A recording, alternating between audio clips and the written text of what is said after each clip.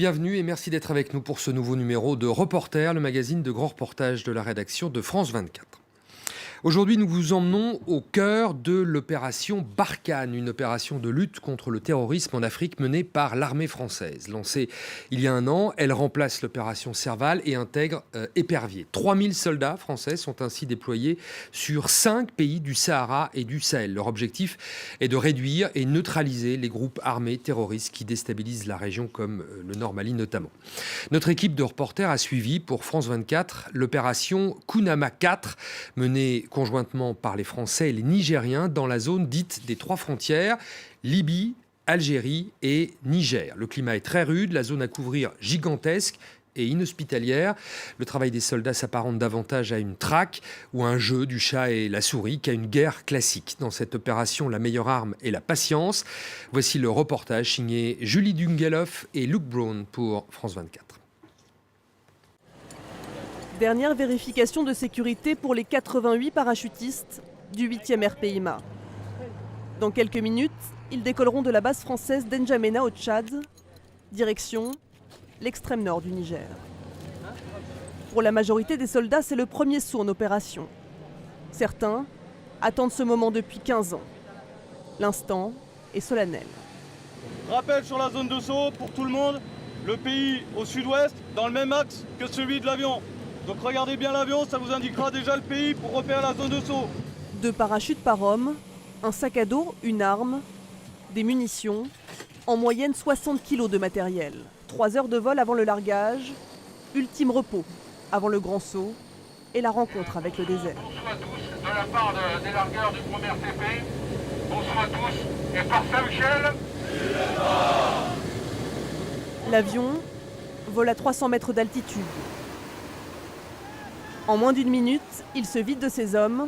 Il faut aller vite pour éviter une trop grande dispersion des troupes au sol. Il est 22 h, ils marcheront toute la nuit. Objectif, la passe de Salvador, couloir de transit entre la Libye et le Niger.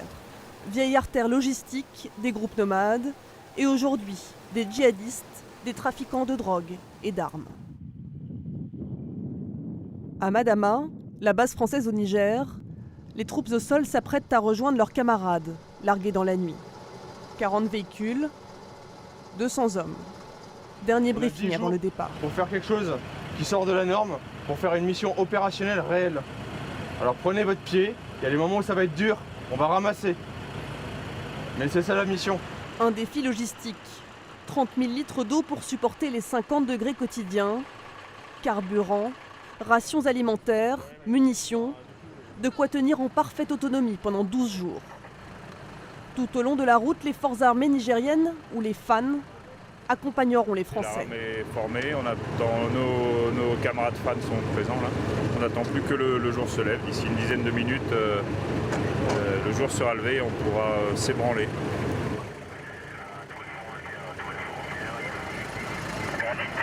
Embarquez! 3 jours de piste pour rejoindre la zone des 3 frontières. 3 jours au rythme des crevaisons, des ensablements et d'une épuisante chaleur.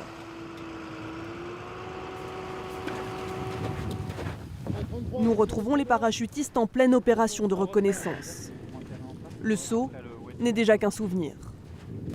La patrouille a débuté dès l'aube. Impossible d'effectuer des efforts physiques intenses entre 11 h et 15 h. Mission, reconnaître les pistes utilisées par les groupes armés terroristes, les GAT, en langage militaire. Ces coordonnées sont ma position GPS actuelle, d'où je fais une photo sur la vallée côté frontière algérienne, face au nord, nord-est, reçu par les. Le champ de bataille des Français s'étend sur 5000 km². Le capitaine Guéric a 90 hommes sous son commandement, séparés en 3 groupes. Chacun espacé de 15 km. Leur rôle, surveiller pour détecter les mouvements adverses. Actuellement, là, nous allons déplacer le poste de commandement de mon unité pour se rapprocher au plus près d'une section dont nous avons uniquement la liaison en téléphone satellitaire, mais c'est pas convenable car le délai de réaction est légèrement plus important. En cas d'attaque, le moindre délai pourrait mettre en danger ces hommes. En distance, je pars sur 400 à 500 mètres. Les parachutistes ont repéré un nouveau col d'où ils espèrent détecter tout transit depuis la frontière algérienne. Au lieu d'aller en véhicule de l'autre côté, faire 1h30 de route, 2 heures de route, secouer les gens, abîmer le matériel, et ben on va monter sur le mouvement de terrain là-haut, en espérant avoir des vues pour s'assurer si ça passe ou si ça passe pas en véhicule. Face à l'immensité du désert, à ces reliefs accidentés, la marche est souvent le seul moyen d'atteindre ces points d'observation. L'ascension est éprouvante, la chaleur écrasante. Les parachutistes restent postés plus d'1 heure à cet endroit. Ils observent le moindre mouvement, le moindre signe de vie. Au-delà de la montagne, là, à 3 km, c'est la frontière algérienne. Nous, ce qui nous intéresse, c'est l'observation dans ce V en direction des 2 mouvements de terrain en forme de pyramide. Traquer les groupes armés terroristes s'apparente davantage à une chasse qu'à une guerre. L'ennemi est invisible et peut pourtant surgir à tout moment. Rien de concluant. Mais bon, faut toujours s'en assurer. Hein. S'il n'y a personne, c'est que la mission est remplie. Leur présence remarquée depuis novembre dernier aura peut-être permis de décourager quelques trafics. Retour au PC tactique, c'est de là que tout est piloté. On y retrouve le colonel Tassel qui dirige l'ensemble des opérations. Donc l'objectif pour nous, c'est de pouvoir observer au plus loin et sur le maximum d'endroits, de manière à pouvoir intervenir avec nos moyens, soit de les faire tomber dans la nasse, soit de les chasser ensuite après. On est un peu comme des chasseurs à l'affût, là on attend que quelqu'un passe pour pouvoir lui fondre dessus. Le lendemain, les opérations reprennent. Français et Nigériens préparent leur patrouille conjointe. Les Nigériens ont la connaissance du terrain, les Français, la logistique et la puissance de feu.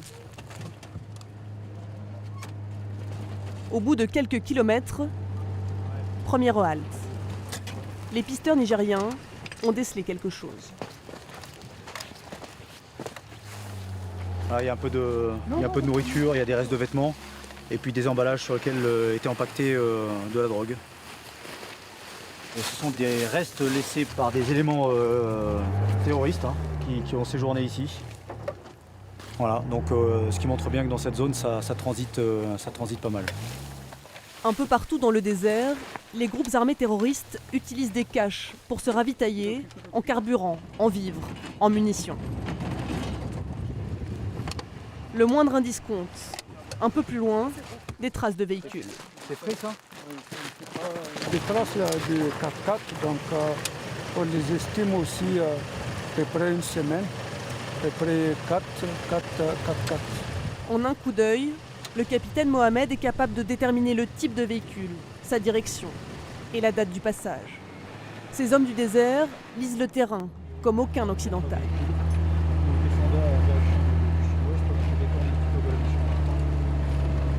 La zone est très large. Dès qu'on trouve une trace, il faut la suivre immédiatement pour optimiser nos chances d'intercepter. Les traces mènent à 7 masses rocheuses, un terrain plat sur lequel les pick-up des trafiquants peuvent évoluer à pleine vitesse et s'abriter en toute discrétion. Donc on est vraiment dans une station-service ici. Là c'est clairement une zone refuge dans laquelle ils passent la nuit.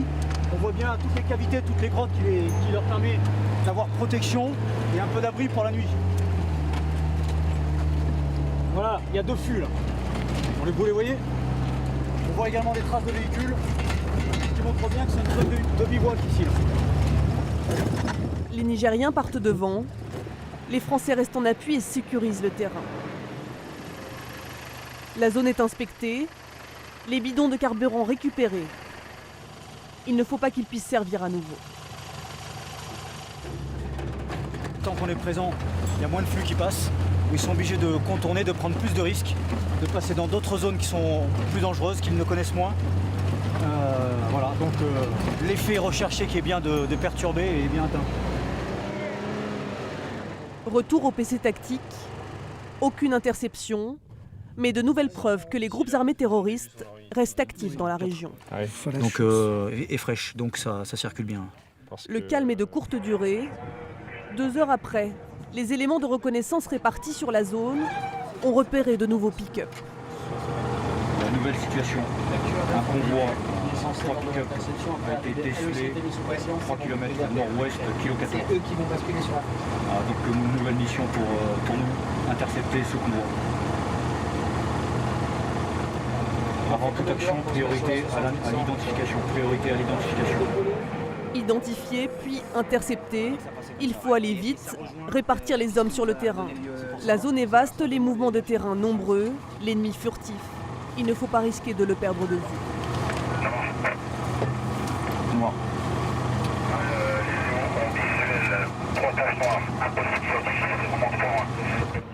Le capitaine Mohamed suit les opérations de près.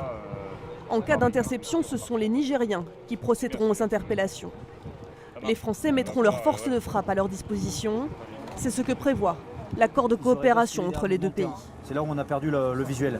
Les autres n'ont pas décelé des Non, traces. non. Le sac, on va le laisser pour la marque. La trace des pick-up est perdue. Les véhicules sont passés du côté algérien. Légalement, plus aucune interception possible. Il est utopique de croire qu'on arrivera à arrêter tous les flux et tous les mobiles qui passent, mais rien qu'empêcher ce passage et montrer que des deux côtés en fait, de la frontière, ça interagit, c'est quand même un bon objectif. Fin de journée au milieu du désert. Le thermomètre a frôlé les 60 degrés.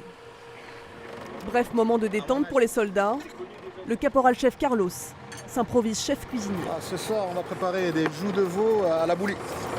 C'est-à-dire Une petite amélio facile, petits oignons à la base, avec aromatisé, relevé avec les petites sauces chinoises ou du Maggi. Et bon, ça donne un petit goût. Ils savent tout faire, y compris la cuisine.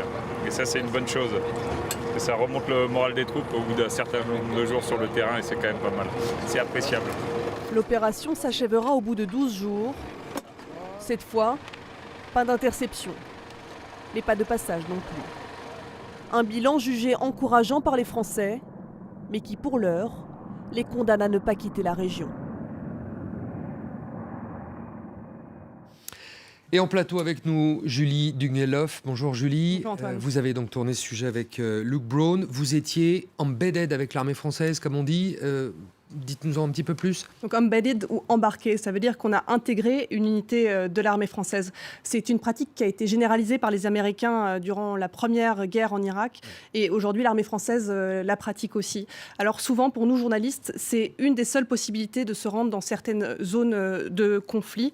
Imaginez, il serait impossible de se rendre où nous sommes allés, tant pour des questions de dangerosité que des questions logistiques. Nous étions à 500 km du premier village, au milieu du désert, parfaitement perdu, donc c'était la seule possibilité. La logistique d'une armée permet finalement de se rendre sur ces lieux et de voir et de témoigner. Exactement. Alors après, ça a une certaine frustration pour nous journalistes parce que d'une part, on ne montre qu'un côté du miroir. Nous sommes embarqués donc avec les militaires français, donc c'est ce que l'on montre. Et puis d'autre part, on ne peut pas parler de tout, mais ça c'est le contrat de base qu'on passe avec l'armée française lorsqu'on accepte un embed, c'est de ne pas mettre en péril les opérations militaires. Le but pour les militaires est bien sûr de poursuivre leurs opérations dans la plus grande confidentialité.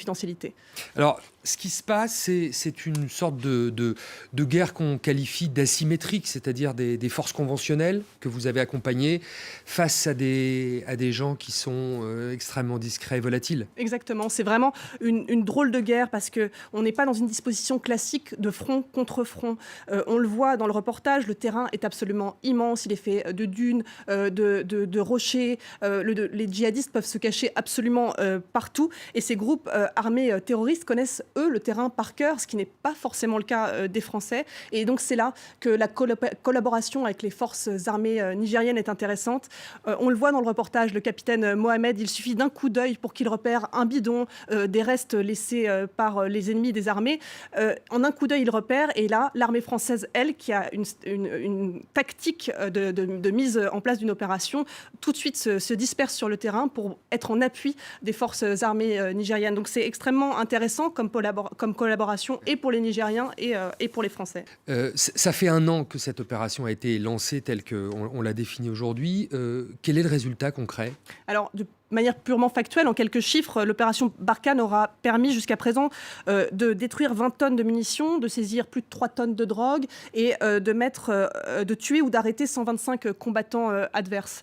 Et puis l'impression que ça nous a donné sur le terrain, c'est que la présence franco-nigérienne permettait d'entraver les trafics. Le fait qu'il y ait cette présence franco-nigérienne pousse les terroristes à emprunter d'autres chemins que ceux qu'ils avaient l'habitude d'emprunter. Donc les trafics sont plus longs, ça leur complique la tâche, mais ça complique également la tâche des armées françaises et nigériennes parce qu'eux doivent sans cesse s'ajuster. Et ce terrain, vous l'avez vu encore une fois, est extrêmement complexe. Alors Julie, avant d'être sur ce terrain complexe, vous étiez à N'Djamena, au Tchad et également au Niger. Est-ce que vous avez le sentiment que les Français s'installent pour rester un moment ? Alors la base d'N'Djamena au Tchad, c'est une base historique de l'armée française. Elle existait déjà depuis longtemps. Ce qui est impressionnant, c'est juste avant de partir donc dans le désert, on a séjourné 2-3 jours à Madama.